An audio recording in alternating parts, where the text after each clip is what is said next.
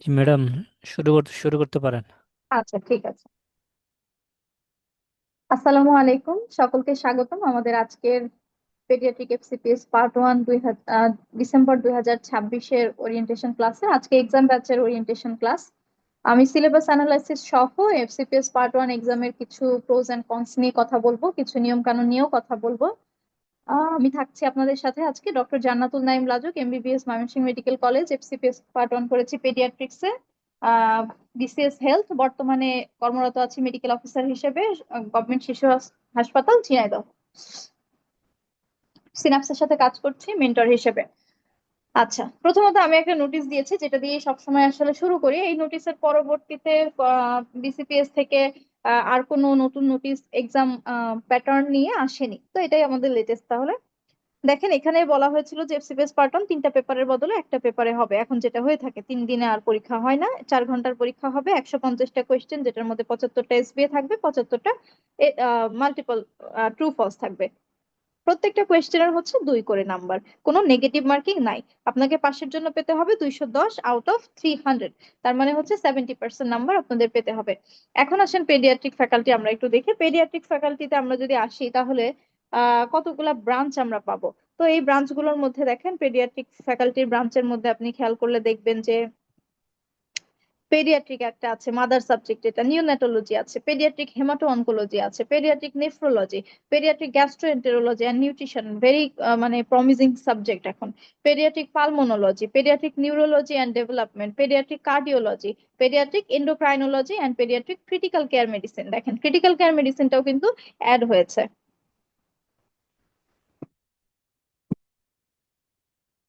এই সবগুলো ফ্যাকাল্টির জন্য, সরি, সবগুলো সাবজেক্টের জন্য আপনার একই কোয়েশ্চেন হবে, কমন একটা কোয়েশ্চেন হবে। তার মানে আপনি একটা প্রিপারেশন নিলেই আপনি ফর্ম ফিল আপের আগে পর্যন্ত আপনি সিদ্ধান্ত নিতে পারছেন যে আপনি কোন সাবজেক্টে আসলে পরীক্ষা দিবেন। এটা ফর্ম ফিল আপ যেদিন করবেন সেদিন আপনি না ওখানে রাইট চিহ্ন দিবেন যে কোনটাতে আপনি আসলে ফর্ম ফিল আপ করছেন। তার আগে পর্যন্ত আপনার এটা নিয়ে দোটানায় থাকার কোনো কারণ নেই, কারণ আপনার প্রশ্নপত্র এক। আপনার যদি ফর্ম ফিল আপের সময় হঠাৎ করে মনে হয় যে না, আমি মাদার পেডিয়াট্রিকে দিব না, আমি পেডিয়াট্রিক কার্ডিওলজিতে দিব, তখন আপনি ওইটা কিন্তু সিলেক্ট করতে পারবেন, এটা নিয়ে কোনো জটিলতা নাই। এরপরে দেখেন, পেডিয়াট্রিক ওই যেগুলো আমি বললাম ওইটাই আছে। এখন আমি বলি যে কোথায় কোথায় কত বছরের ট্রেনিং অ্যাভেলেবল আছে, যেহেতু এখন ট্রেনিং নিয়ে খুব একটু ঝামেলা হচ্ছে, তাই না? এখন আমি মাদার সাবজেক্ট, যেটা মাদার সাবজেক্ট পেডিয়াট্রিক্স বা আপনার প্রথম যে 2 বছরের ট্রেনিং, সেটা হচ্ছে কি সব জায়গাতেই হয়। এখন এখন যেটা নিয়ম করছে যে 250 শয্যা বিশিষ্ট যে জেলা সদর হাসপাতাল, সেখানেও কিন্তু ট্রেনিং কাউন্ট হবে। মেডিকেল কলেজ তো হবে, ইভেন সব পেরিফেরাল মেডিকেল কলেজেও কিন্তু এখন ওই 2 বছরের ট্রেনিং কাউন্ট হচ্ছে। পরবর্তীতে স্পেশালাইজ সাবজেক্ট গুলোর জন্য, মানে পরবর্তী যে মিড টার্মের পরে 3 বছরের ট্রেনিং, এই ট্রেনিং গুলোর জন্য আপনাকে স্পেশালাইজ জায়গায় যেতে হচ্ছে। তো এই ট্রেনিং গুলার বিষয়ে আমি আপনাদেরকে বলবো যে কোথায় কোথায় আপনি কোন সাবজেক্টে ট্রেনিং করতে পারবেন। এটা আপনার জানা কেন দরকার? কারণ আপনি যখন ডিসিশন নেবেন তখন আপনি দেখবেন আপনার বাসা চিটাগাং, আপনার চিটাগাং মা ও শিশু হাসপাতালে নিওনাটোলজির 1 বছরের ট্রেনিং কাউন্ট হবে। তার মানে আপনি 1 বছর ওখানে করে বাকি 2 বছর আপনার ঢাকায় করলে হবে। আবার আপনার বাসা ময়মনসিংহ, আপনি দেখলেন যে নিওনাটোলজি 3 বছরের ট্রেনিং এ কাউন্ট হবে, তাহলে তো খুবই ভালো। মাদারের 2 সাবজেক্ট তো হয়ই ময়মনসিংহ মেডিকেলে, তার সাথে আপনার 3 বছরের নিওনাটোলজি কাউন্ট হয়ে গেল। এই ডিসিশন গুলো নেওয়ার জন্য এই জিনিসটা জানা জরুরি। দেখেন, ঢাকা মেডিকেল কলেজে 2 বছরের ট্রেনিং কাউন্ট হয় নিওনাটোলজির, এফএমসি তে 2 বছরের, sir Salimullah medical college and হসপিটালে 2 বছরের, পিজিতে 3 বছর, ময়মনসিংহ মেডিকেল কলেজে 3 বছর, বিআইসিএইচ এ 3 বছর, বারডেমে 3 বছর, আদ্দিনে 1 বছর, স্কয়ার হসপিটালে 6 মাস, অ্যাপোলো হসপিটালে 1 বছর, মা ও শিশু জেনারেল হসপিটাল চিটাগাং 1 বছর। পেডিয়াট্রিক নেফ্রোলজিতে হচ্ছে ঢাকা মেডিকেল কলেজে 6 মাসের ট্রেনিং কাউন্ট হয়, পিজিতে 3 বছরের ট্রেনিং কাউন্ট হয়, বিআইসিএইচ এ 3 বছরের ট্রেনিং কাউন্ট হয়, নিগডুতে হচ্ছে 3 বছরের ট্রেনিং কাউন্ট হয়।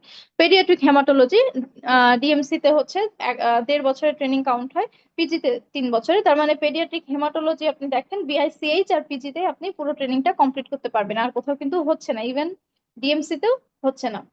এরপরে পেডিয়াট্রিক নিউরোলজি, এখানে হচ্ছে পিজিতে 3 বছরের ট্রেনিং কাউন্ট হয়, বিআইসিএইচ এ 3 বছরের, নিমসে হচ্ছে 3 বছরের, আর মা ও শিশু হসপিটাল চিটাগাং এ 2 বছরের ট্রেনিং কাউন্ট হয়। পেডিয়াট্রিক কার্ডিওলজি বিআইসিএইচ এ 3 বছর, এফএমসি 3 বছর, পিজিতে 3 বছর। পেডিয়াট্রিক পালমোনোলজি বিআইসিএইচ এ 2 বছর, আইসিএমএইচ এ হচ্ছে 1 বছর। পেডিয়াট্রিক এন্ডোক্রাইনোলজি পিজিতে 3 বছর, বারডেমে 3 বছর কাউন্ট হয়। পেডিয়াট্রিক গ্যাস্ট্রোএন্টারোলজি পিজিতেই শুধুমাত্র 3 বছরের ট্রেনিং কাউন্ট হয়। এরপরে আসেন এক্সাম সেশন এন্ড প্যাটার্ন, আমি অলরেডি আপনাদেরকে বলে এসেছি। এখন আমরা দেখবো যে আমাদের আসলে কি পড়তে হবে, কি পড়তে হবে না, কোথা থেকে পড়তে হবে। হ্যাঁ, এখন একটা জিনিস হচ্ছে কি, এফসিপিএস পরীক্ষা পার্ট ওয়ান যখন আপনি দিচ্ছেন তখন আপনি ওই বইগুলোই পড়ছেন যেগুলো আসলে পার্ট টু তেও আপনার পড়া লাগবে।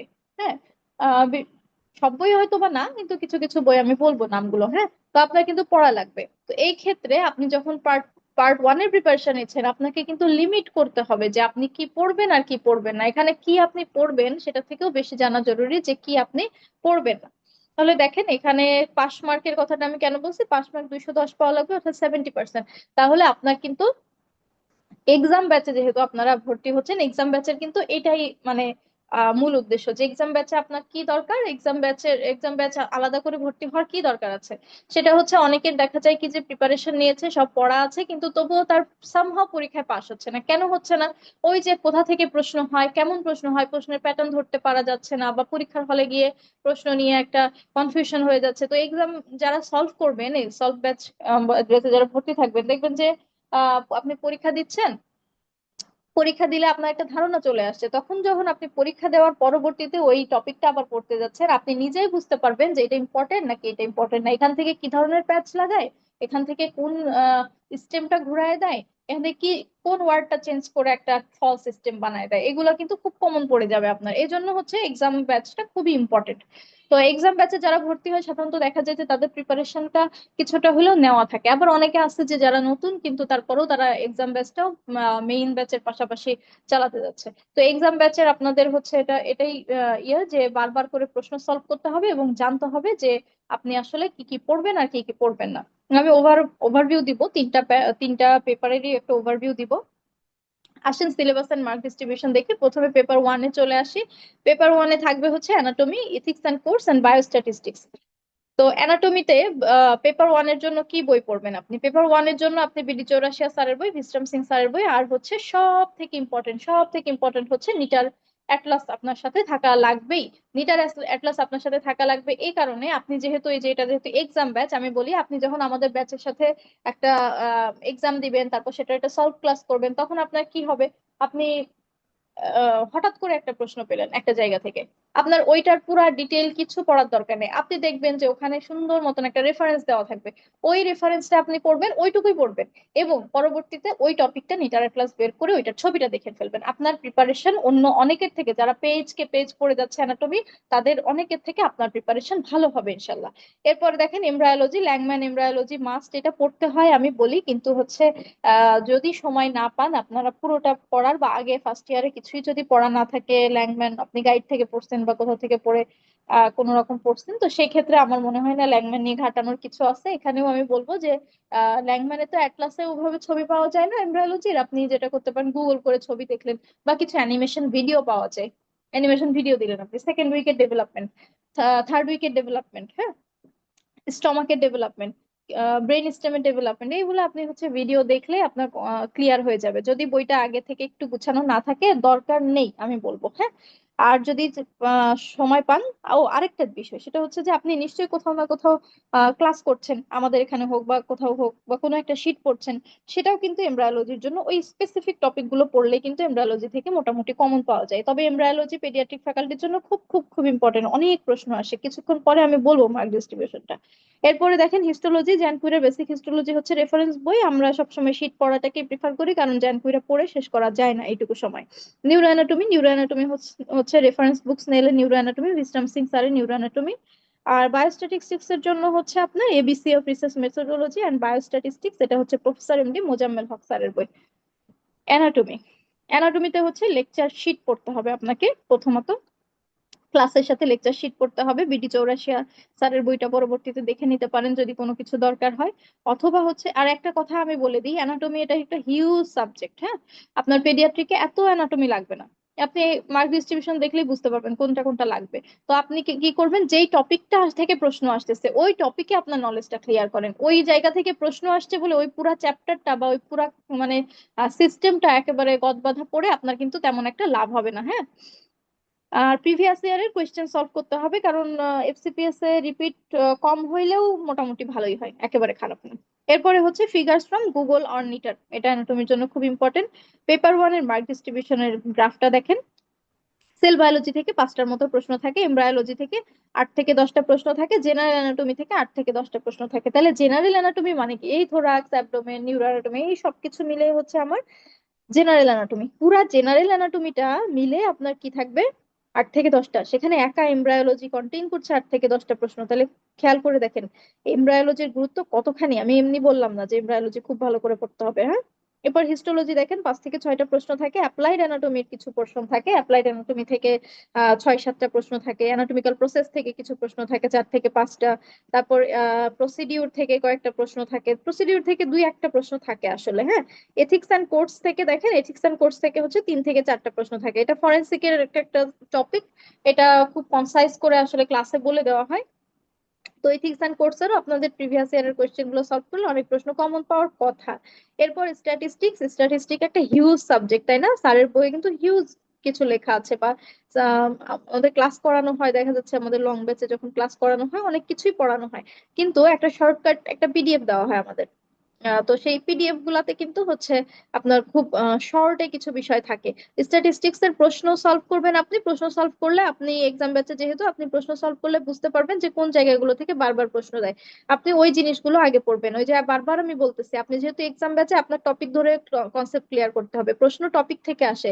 পুরো একটা চ্যাপ্টারের মধ্যে সব জায়গা থেকে কিন্তু প্রশ্ন আসে না, সুতরাং আপনার প্রশ্নে কি টপিক আসতেছে এই টপিকটা আপনার জন্য খুব ইম্পর্টেন্ট। এরপরে আসেন রেডিওলজি থেকে, রেডিওলজি অ্যানাটমি রেডিওলজি থেকে ভালোই প্রশ্ন আসে, 5 থেকে 6টা প্রশ্ন এক সময় আসে। তবে আমি একটা কথা বলি, এটা কিন্তু ভ্যারি করে। রেডিওলজির প্রশ্নটা অনেক সময় বেশি আসতে পারে, অনেক সময় কম। স্ট্যাটিস্টিক্স আমার সময় মাত্র 2টা প্রশ্ন আসছিল স্ট্যাটিস্টিক্স থেকে, তাহলে আমি কত টেনশন করছি যে স্ট্যাটিস্টিক্স পারবো কিনা, 5 থেকে 6টা প্রশ্ন হবে, কি অবস্থা হবে, কিন্তু আল্লাহর রহমতে 2টা মাত্র প্রশ্ন আসছিল। সুতরাং এগুলো কিন্তু ভ্যারি করে। তাহলে দেখেন ভ্যারি করে না কোথায়? ওই যে সেল বায়োলজি, হিস্টোলজি, এমব্রায়োলজি, এগুলো কিন্তু অতটা বেশি ভ্যারি করে না, সুতরাং নাম্বার আপনাকে এখান থেকে তুলতে হবে। এরপরে আসেন পেপার টু। পেপার টু এর ক্ষেত্রে যদি যাই, পেপার টুতে থাকবে হচ্ছে ফিজিওলজি, বায়োকেমিস্ট্রি অ্যান্ড ফার্মাকোলজি। তো ফিজিওলজি খুব খুব খুব ইম্পর্টেন্ট একটা সাবজেক্ট। ফিজিওলজি আপনি পুরো প্রশ্নের মধ্যে অনেক জায়গায় রিলেট করবেন, হ্যাঁ। ফিজিওলজি দেখেন বিআরএস ফিজিওলজি বইটাও, গ্যানন্স ফিজিওলজিটা আপনারা পড়তে পারেন। কিছু কিছু টপিক সত্যি কথা বলতে গ্যানন ফিজিওলজি বা গাইটনের ফিজিওলজি থেকে আমার দেখা লাগছে আমার পরীক্ষার সময়। কারণ হচ্ছে এন্ডোক্রাইন পড়তে গেলে আপনার অনেক সময় মানে একটু হিবিজিবি লাগবে, তখন আপনার একটু বইটা খুলে পড়ে নিলে কিন্তু মনে পড়ে যায়। আমার যেটা এমবিবিএস লাইফে আমার গাইটনটা পার্ট পার্ট করা ছিল, একদম চ্যাপ্টার ওয়াইজ আমি গাইটনটা সুন্দর করে দাগায় পড়ছিলাম। তো পরবর্তীতে আমি যেটা করতাম যে ওইটা একটু রিভিশন করে নিতাম। আর দু একটা জিনিস একটু সমস্যা হতো, ক্লিনিক্যালটা হচ্ছে গ্যাননে বেশি ভালো আছে, তো আমি গ্যানন থেকে ওটা একটু দেখে নিতাম।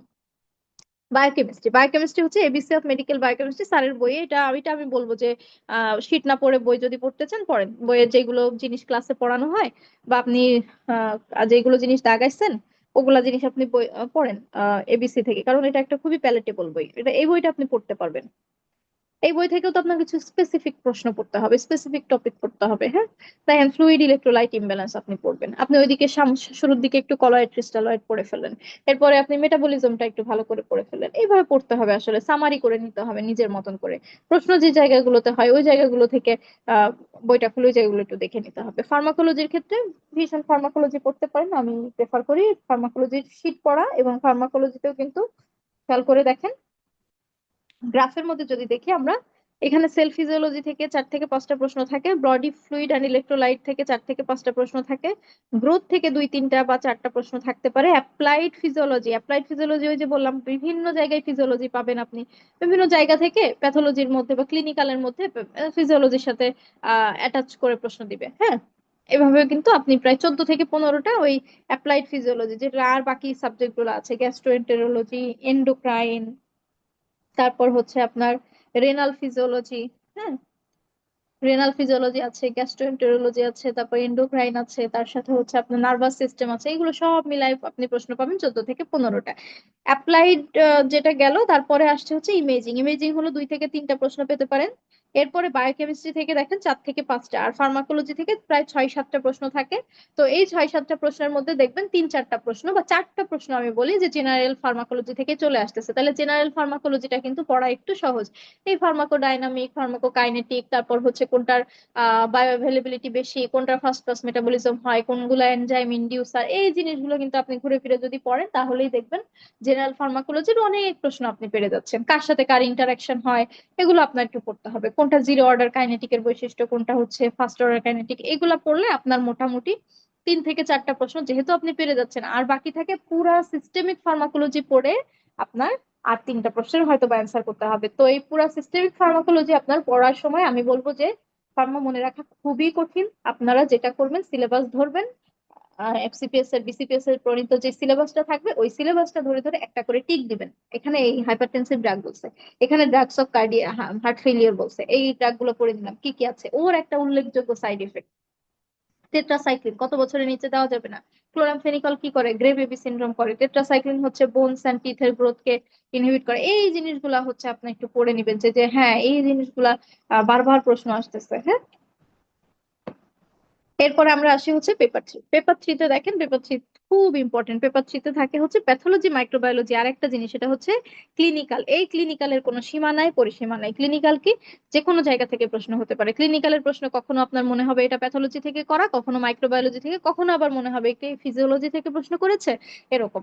ঠিক আছে, বা এটা কি অ্যাপ্লাইড অ্যানাটমি থেকে প্রশ্ন করেছে, এরকম মনে হতে পারে। তাহলে ক্লিনিক্যালটা কোথা থেকে আমরা পড়বো সেটা আমি বলে দিচ্ছি। আগে দেখেন প্যাথোলজি আর মাইক্রোবায়োলজি নিয়ে কথা বলি।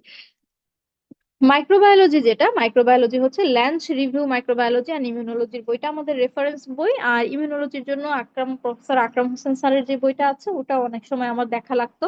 কমপ্লিমেন্ট সিস্টেম বা এগুলা স্যারের বই একটু ভালো করে লেখা এবং প্যালেটেবল বই।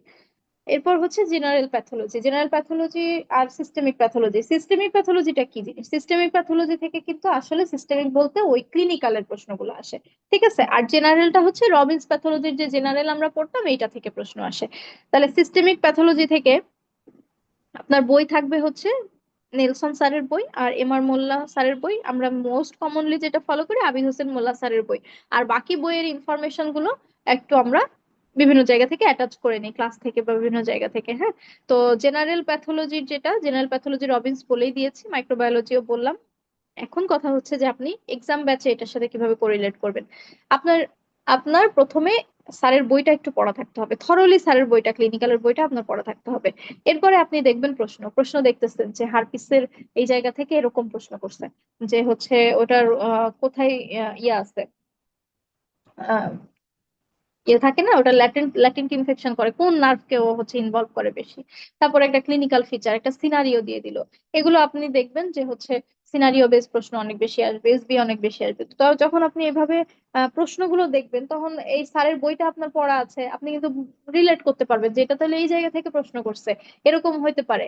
আর প্রশ্ন সলভটা কেন ইম্পর্টেন্ট, কারণ প্রশ্ন সলভ করলে আপনি বুঝতে পারবেন যে হ্যাঁ এই এই সিনারিও গুলাই এই ডিজিজের জন্য মোস্ট কমনলি আসে। এই ডিজিজের একটা সিনারিও বানাইতে হলে এইগুলা আমার দিবে, এই এই স্টিপল সাইন দিয়ে দিতে পারে এসবিএ তে, এই আহ, ইয়া থাম সাইন দিয়ে দিতে পারে এসবি একটা। ঠিক আছে, তারপরে হচ্ছে আপনার আহ, আরো কিছু বিষয় আছে যেগুলো হচ্ছে খুব ইন্ডিকেটিভ, প্যারক্সিজমাল কফ, হুপিং কফের দিকে ইন্ডিকেটিভ।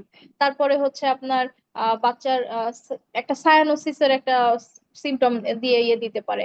আমাদের সময় একটা প্রশ্ন দিয়েছিল নেফ্রোটিক সিনড্রোম। দেখেন নেফ্রোটিক সিনড্রোমটা আমরা ক্লিনিক্যালি পড়ি, এখন ওইটার সাথে আবার হচ্ছে ফিজিওলজি রিলেট করছে। হ্যাঁ, রিলেট করেছে নেফ্রোটিক সিনড্রোমে কি কি কি কারণে nephrotic syndrome, sorry sorry sorry, AGN এর দিয়েছিল।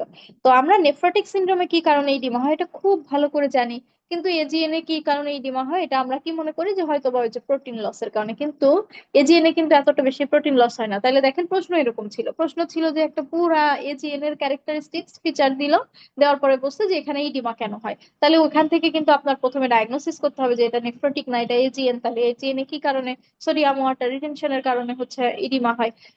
এইভাবে তাহলে প্রশ্ন সলভটা আপনাকে এই জিনিসটাই শেখাবে।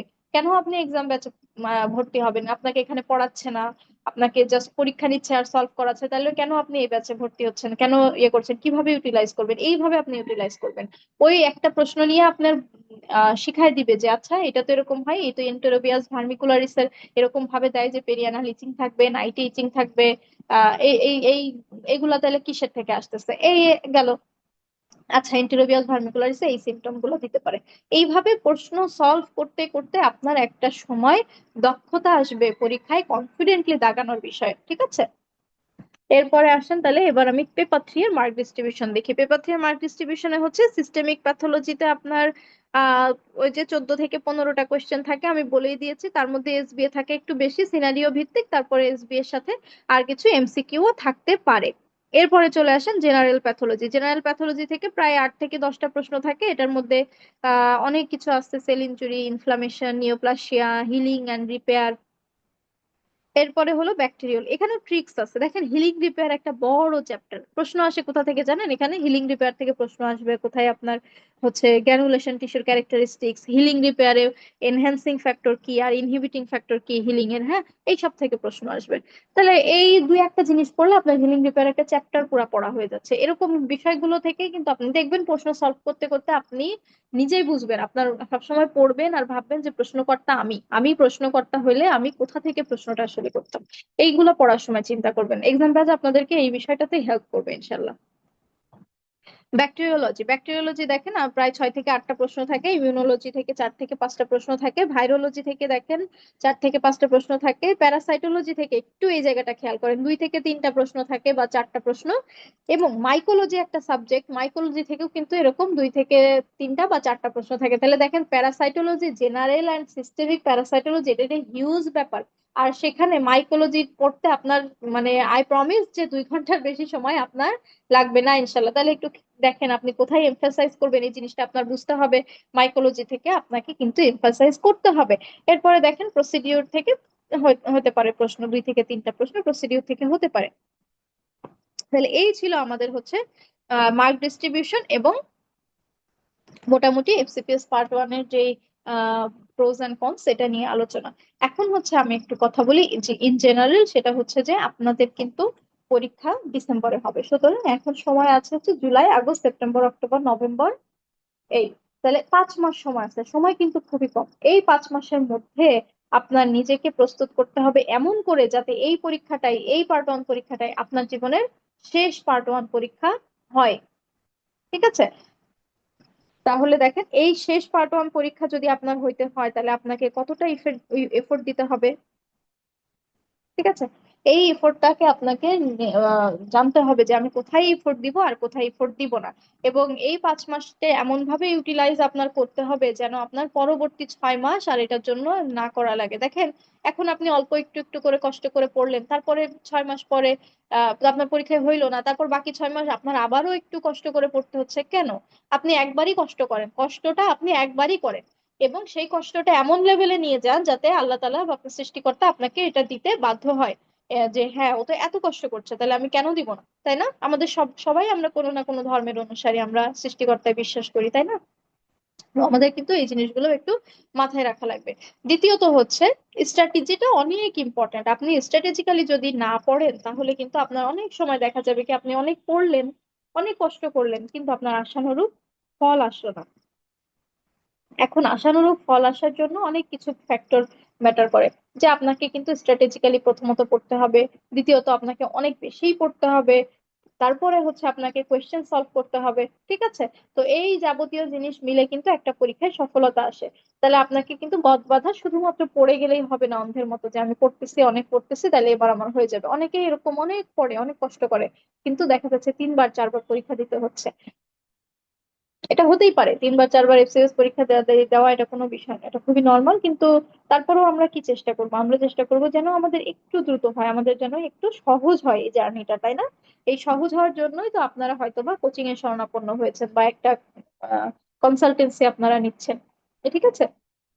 সুতরাং আপনারা হচ্ছে আহ সবসময় ভালোভাবে পড়বেন এবং আশা করি হচ্ছে খুব ভালোভাবে আপনাদের এফসিপিএস পার্ট 1 পরীক্ষাটা আপনারা দিবেন।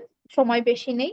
প্রথমত আপনারা ক্লাসগুলো করবেন, ক্লাসগুলো করলে হচ্ছে আহ ক্লাসের পড়াগুলো আপনারা বুঝতে পারবেন। শীটটা একটু দাগিয়ে নিলেন বা হচ্ছে আপনার পড়াগুলো একটু গুছিয়ে নিলেন। আমাদের ক্লিনিক্যাল ক্লাসগুলো যেগুলো থাকে, ক্লিনিক্যাল ক্লাসে দেখা যায় কি যে ক্লিনিক্যাল ক্লাসের হচ্ছে ডিউরেশনটা খুব কম হয়, এক একটা সিস্টেম ওই ওর মধ্যেই পড়িয়ে দেওয়া হয়। তো ওই সিস্টেম থেকে ওই অল্প ডিউরেশনে যেই ইম্পর্টেন্ট টপিক গুলো বলা হয়, ওই ইম্পর্টেন্ট টপিক গুলো আপনার বইয়ে মার্ক করে নিতে হবে। একটা টপিক এম আর মোল্লা স্যারের বই থেকে বলছে, একটা টপিক নেলসন স্যারের বই থেকে বলছে, সেটা আপনি আবিদ হোসেন মোল্লা স্যারের বইয়ে অ্যাড করে নিলেন।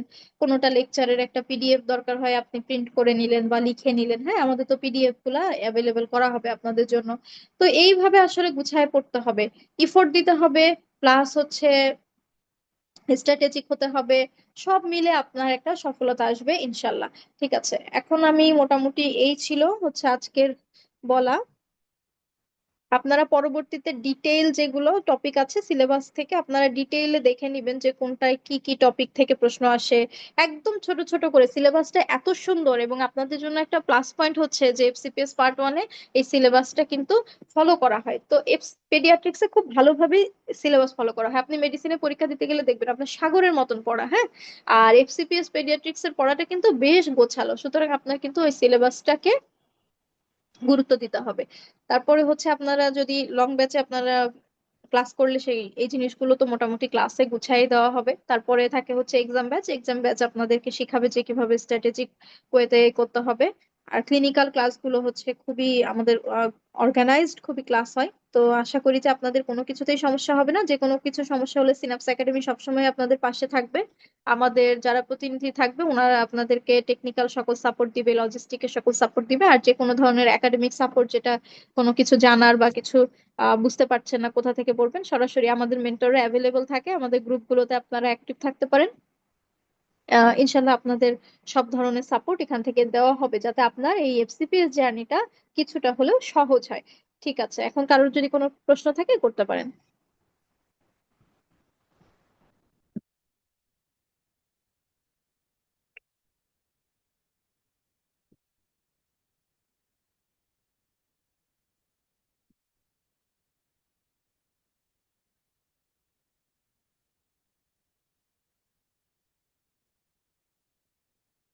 আচ্ছা, আমি ফেসবুকের কমেন্ট বক্সে কোনো প্রশ্ন দেখতে পাচ্ছি না, এখানেও চ্যাট বক্সে কোনো প্রশ্ন নেই।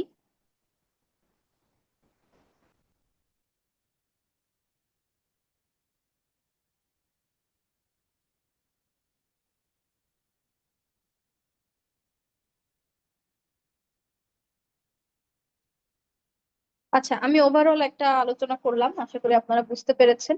তো যেহেতু কোনো প্রশ্ন নেই, আমি এবার ক্লাসটা শেষ করছি। যেই ব্যাচেরই হোক আপনাদের, আপনারা যে ব্যাচে ভর্তি হন না কেন আমাদের, বা ফুল ব্যাচে হোক বা এক্সাম ব্যাচে হোক, যেটাতেই হন, আশা করি ক্লাসটা আপনাদের কাজে লাগবে। আপনারা পুরো পড়াশোনা শুরুর আগে একবার অন্তত ক্লাসটা একটু সময় ধরে, একটু 2x স্পিডে দেখলেন বা একটু দ্রুত করে দেখে নিলেন, তবে ক্লাসটা একটু দেখবেন। ঠিক আছে, ওকে, সকলকে ধন্যবাদ, আমি শেষ করছি।